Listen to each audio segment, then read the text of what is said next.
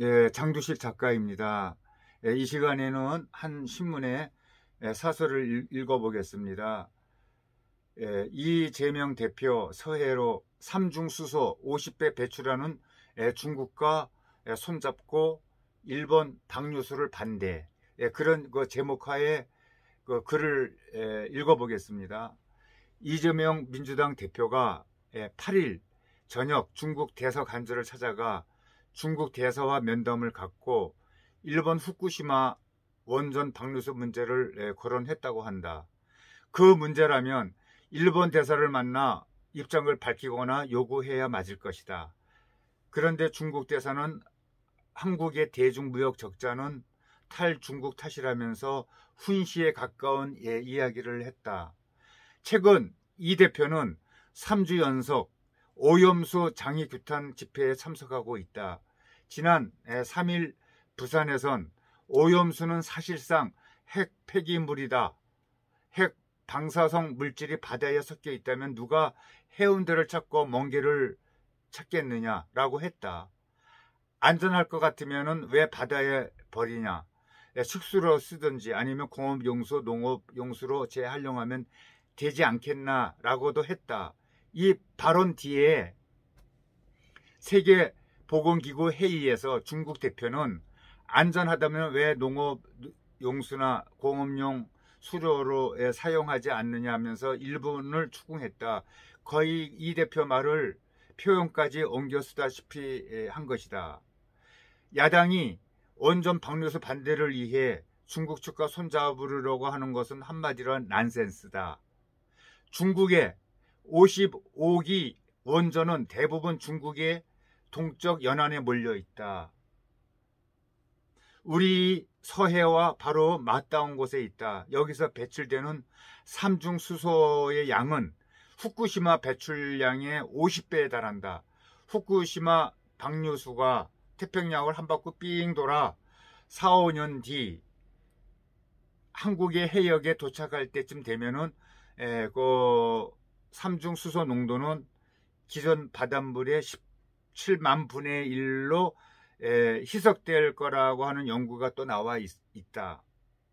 중국 측 방류량은 수심이 얕은 서해로 곧바로 쏟아져 들어온다. 원전 방류수가 문제라고 하면은 일본보다 중국 쪽에 먼저 철저한 정화 처리를 요구해야 된다. 민주당의 집권 시기인 2020년 10월 정부 태스크포스는 일본 오염수는 확산, 희석으로 우리 해역에 유미한 영향은 없을 것이라는 보고서를 냈다. 그런데도 이 대표의 민주당이 지금 와서는 후쿠시마 방류수 때문에 우리 바다 물고기들이 오염이 될 것 같이 가장하고 있다. 한 서울대 명예교수도 10년 전에 국내 수산물은 안심해도 된다. 저라면 바로 저녁 식사로 하겠다고 했었다.